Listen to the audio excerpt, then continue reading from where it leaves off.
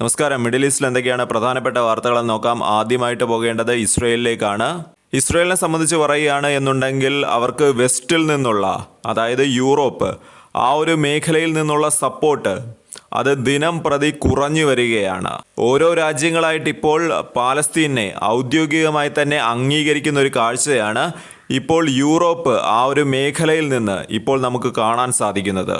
G7 രാജ്യമായിട്ടുള്ള France കഴിഞ്ഞ ദിവസമാണ് പാലസ്തീനെ ഔദ്യോഗികമായി അംഗീകരിക്കുന്നു എന്ന രീതിയിൽ പ്രഖ്യാപനം നടത്തിയത്. എന്നാൽ അതിന് പുറമെ ഒരുപക്ഷെ ഫ്രാൻസ് പാലസ്തീനെ അംഗീകരിക്കുന്നതിനേക്കാൾ കൂടുതൽ ഇസ്രയേലിനെ ആശങ്കപ്പെടുത്തുന്നത്, ഇസ്രയേലിനെ ഏറ്റവും കൂടുതൽ അഫക്റ്റ് ചെയ്യാൻ പോകുന്ന ഒരു കാര്യം എന്ന് പറയുന്നത് അത് മറ്റൊരു രാജ്യം ഇപ്പോൾ പാലസ്തീനെ ഔദ്യോഗികമായി അംഗീകരിക്കാൻ പോകുന്നു എന്ന് പറയുന്ന ഒരു പ്രഖ്യാപനം അതിപ്പോൾ ഉണ്ടായിട്ടുണ്ട്. G7 മെമ്പർ ആയിട്ടുള്ള രാജ്യം, അമേരിക്കയുടെ ഉറ്റ സുഹൃത്തായിട്ടുള്ള രാജ്യം ബ്രിട്ടൻ, യുണൈറ്റഡ് കിങ്ഡം ആണ് ഇപ്പോൾ പാലസ്തീനെ അംഗീകരിക്കാൻ പോകുന്നു എന്ന രീതിയിൽ, ഔദ്യോഗികമായി തന്നെ അംഗീകരിക്കാൻ പോകുന്നു എന്ന രീതിയിൽ ഒരു വാർത്ത ഇപ്പോൾ വരുന്നത്.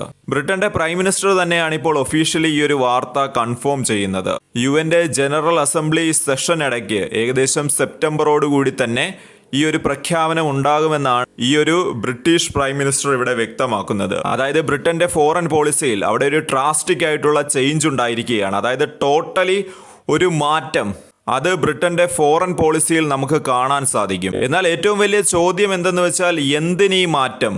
എന്തിന് ബ്രിട്ടൻ അമേരിക്കയുടെയും, അതായത് ഉറ്റ സുഹൃത്തായിട്ടുള്ള അമേരിക്കയുടെയും അതുപോലെ തന്നെ ഇസ്രയേലിന്റെയും താല്പര്യങ്ങൾക്കെതിരെ ഇത്തരം ഒരു കാര്യം ചെയ്യണം? ഒന്നാമത്തെ കാരണം നമുക്ക് ചൂണ്ടിക്കാണിക്കാൻ സാധിക്കുന്നത് ഗസയിൽ ഇപ്പോഴുള്ള ഒരവസ്ഥയാണ്. അതായത് ദിനം പ്രതി അവസ്ഥ മോശമായിക്കൊണ്ടിരിക്കുകയാണ്. ലോകമെമ്പാടും ഇതിനെതിരെ നിരവധി പ്രതിഷേധങ്ങളാണ് ഇപ്പോൾ ഉയർന്നു വരുന്നത്. എന്തിന്? ബ്രിട്ടൻ അകത്ത് തന്നെ, ബ്രിട്ടൻ ഉള്ളിൽ തന്നെ നിരവധി പ്രതിഷേധങ്ങൾ ഉയരുന്നുണ്ട്. അത്തരം പ്രതിഷേധങ്ങൾ ബ്രിട്ടീഷ് ഗവൺമെന്റിന് കണ്ടില്ല എന്ന് നടിക്കാനും സാധിക്കുകയില്ല. ഒരു സർവേ പ്രകാരം ഏകദേശം 50%-ലധികം ജനങ്ങൾ, അതായത് ബ്രിട്ടനിലുള്ള 50%-ലധികം ജനങ്ങൾ പാലസ്തീനെ ഔദ്യോഗിക പദവി നൽകുന്നതിനോട് അനുകൂലിക്കുന്നുണ്ട്. ഏകദേശം 36%-ഓളം ആൾക്കാർ മാത്രമേ അതിനെതിരായി നിൽക്കുന്നുള്ളൂ.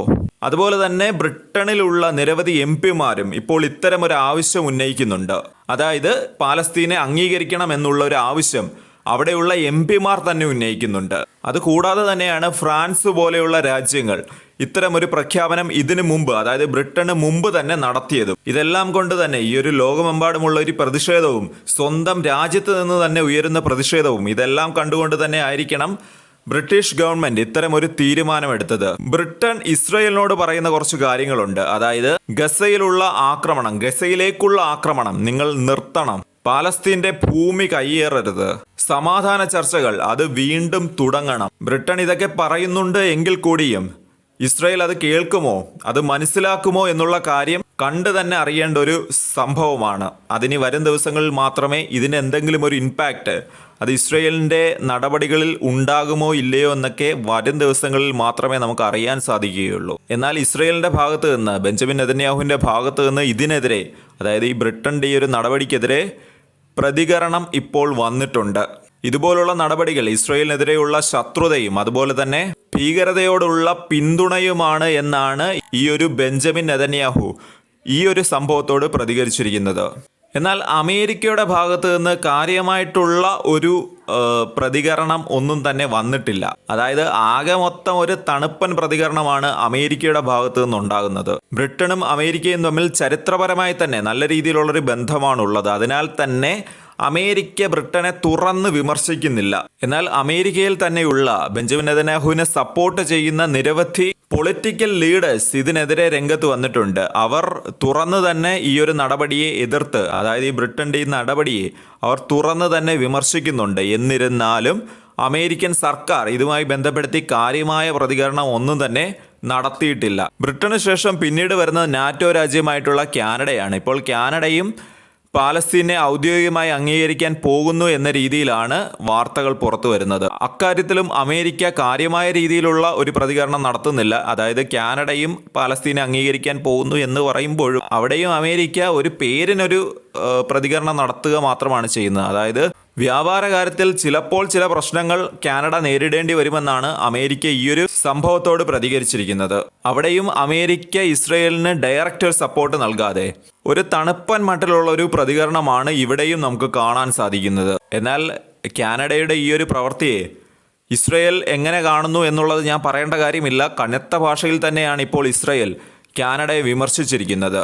അതിനിടെ മറ്റൊരു വാർത്ത വരുന്നത് അമേരിക്കൻ പ്രസിഡന്റ് ആയിട്ടുള്ള ഡൊണാൾഡ് ട്രംപും അതുപോലെ തന്നെ Benjamin Netanyahu, Israeli prime minister ആയിട്ടുള്ള ബെഞ്ചമിൻ നെതന്യാഹുവും തമ്മിൽ ബന്ധം അത്ര കണ്ട് നല്ല രീതിയിലല്ല ഇപ്പോൾ പോകുന്നത് എന്നുള്ളത്. ഇപ്പോഴല്ല, കുറച്ച് നാളായിട്ട് തന്നെ ആ ഒരു ബന്ധം വളരെയധികം മോശമായിട്ടുള്ള ഒരു സാഹചര്യത്തിൽ കൂടിയാണ് കടന്നു പോകുന്നത് എന്ന രീതിയിൽ നിരവധി വാർത്തകൾ വന്നതാണ്. എന്നാൽ ഇപ്പോൾ ഈ ഒരു കാര്യം പറയാനായിട്ടുള്ള കാര്യം എന്തെന്ന് വെച്ച് കഴിഞ്ഞാൽ, നെതന്യാഹു ഒരു കാര്യം പറയുന്നതിനെ അതുപോലെ തന്നെ ആ ഒരു പോയിന്റിൽ തന്നെ ഡൊണാൾഡ് ട്രംപ് തിരുത്തുന്നൊരു സാഹചര്യം ഉണ്ടായിട്ടുണ്ട്. അതായത് ഈ ഇസ്രയേലി പ്രൈം മിനിസ്റ്റർ ആയിട്ടുള്ള നെതന്യാഹു ഗസയിൽ യാതൊരുവിധ പട്ടിണിയോ കാര്യങ്ങളോ ഒന്നുമില്ല, നിങ്ങൾ കരുതുന്ന പോലെയുള്ള പട്ടിണിയോ കാര്യങ്ങളോ ഒന്നുമില്ല എന്ന് പറയുകയും, അതായത് ഒരു പ്രസ്താവനയിലൂടെ അദ്ദേഹം പറയുകയാണ്. ഈ പറയുന്ന സാഹചര്യം എന്ന് പറയുന്നത് ഈ ഗസയിൽ നിന്നുള്ള വിഷ്വൽസ് എല്ലാം നമ്മൾ കാണുന്നൊരു കാഴ്ച തന്നെയാണ്. അതായത് ഭക്ഷണത്തിനായിട്ട് ഈ ട്രക്കുകൾക്ക് പുറമെ, അതായത് ഭക്ഷണം കൊണ്ടുവരുന്ന ട്രക്കുകൾക്ക് പുറകെ ഓടുന്ന ജനങ്ങളെയും അതുപോലെ തന്നെ ഹ്യൂമാനിറ്റേറിയൻ എയ്ഡ് ഗസയിലേക്ക് കടത്തി വിടാതിരിക്കുന്ന ഒരു നടപടിയുമെല്ലാം കണ്ടുകൊണ്ടിരിക്കുന്ന ഒരു ജനവിഭാഗത്തോടാണ് ഈ ഇസ്രയേലി പ്രൈം മിനിസ്റ്റർ ആയിട്ടുള്ള ബെഞ്ചമിൻ നെതന്യാഹു പറയുന്നത്, ഗസയിൽ നിങ്ങൾ കരുതുന്ന പോലെയുള്ള അത്ര കണ്ട് പട്ടിണിയൊന്നുമില്ല എന്നാണ് അദ്ദേഹം തൻ്റെ സ്റ്റേറ്റ്മെൻറ്റിലൂടെ പറയുന്നത്. എന്നാൽ ഇത് തീർത്തും തെറ്റായ ഒരു വാദമാണ്. ഈ ഒരു വാദം തെറ്റാണ് എന്ന് പറയുന്നത് അമേരിക്കൻ പ്രസിഡന്റ് ആയിട്ടുള്ള ഡൊണാൾഡ് ട്രംപ് തന്നെയാണ്. ഇസ്രയേലി പ്രൈം മിനിസ്റ്ററുടെ ഈ ഒരു സ്റ്റേറ്റ്മെന്റ് വന്നതിന് ശേഷം ഡൊണാൾഡ് ട്രംപിൻ്റെതായിട്ടൊരു സ്റ്റേറ്റ്മെന്റ് വരുന്നുണ്ട്. അതായത് ഡൊണാൾഡ് ട്രംപ് ഇവിടെ ഒരു ഫാക്ട് ചെക്ക് നടത്തിയിരിക്കുകയാണ്. ഗസയിൽ പട്ടിണിയുണ്ട് എന്നും അത് മറച്ചുവെക്കാൻ സാധിക്കുകയില്ല എന്നുമാണ് ഡൊണാൾഡ് ട്രംപ് ഇവിടെ അഭിപ്രായപ്പെട്ടത്. അതായത് ഡൊണാൾഡ് ട്രംപ് ബെഞ്ചമിൻ നെതന്യാഹുവിനെ തിരുത്തിയിരിക്കുകയാണ് ഇവിടെ. അതായത് ഈ രണ്ട് അഭിപ്രായങ്ങൾ തീർച്ചയായിട്ടും ഈ രണ്ട് നേതാക്കൾക്കിടയിലുള്ള അഭിപ്രായ വ്യത്യാസത്തെ അത് വ്യക്തമായി തന്നെ കാണിച്ചു തരുന്നുണ്ട്.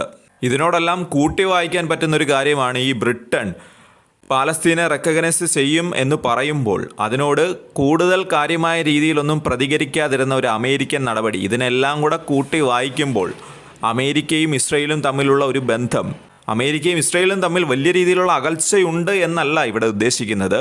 എന്നിരുന്നാലും അമേരിക്കൻ പ്രസിഡൻ്റായിട്ടുള്ള ട്രംപും ഇസ്രയേലി പ്രൈം മിനിസ്റ്റർ ആയിട്ടുള്ള നെതന്യാഹുവും തമ്മിൽ ഇപ്പോൾ ഒരു അകൽച്ചയിലാണുള്ളത്. ഇത് സംബന്ധിച്ച് നിരവധി പത്രമാധ്യമങ്ങൾ റിപ്പോർട്ടും ചെയ്യുന്നുണ്ട്. അത് അമേരിക്കയിൽ നിന്നുള്ള പത്രമാധ്യമമായിക്കോട്ടെ, ഇസ്രയേലിൽ നിന്നുള്ള പത്രമാധ്യമമായിക്കോട്ടെ, ഈ രണ്ട് കൂട്ടരും പറയുന്നുണ്ട് ഈ രണ്ട് നേതാക്കളും ട്രംപും നെതന്യാഹുവും തമ്മിൽ അഭിപ്രായ വ്യത്യാസം അത് അവിടെ നിലനിൽക്കുന്നുണ്ടെന്ന്.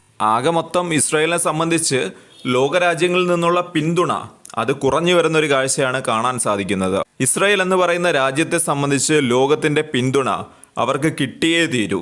കാരണം അവർ മറ്റ് രാജ്യങ്ങളിൽ എത്ര കണ്ട് ഡിപ്പെൻഡൻ്റ് ആണ് എന്നുള്ളത് നമ്മൾ ആ ഒരു 12 ദിവസം നീണ്ടുനിന്ന യുദ്ധത്തിനിടെ കണ്ടതാണ്. ഒറ്റയ്ക്ക് നിൽക്കുക എന്നുള്ളത് ഈ ഒരു സാഹചര്യത്തിൽ, ഈ ഒരു ലോക സാഹചര്യത്തിൽ അവർക്ക് ചിന്തിക്കാൻ കൂടി കഴിയാത്തൊരു കാര്യമാണ്.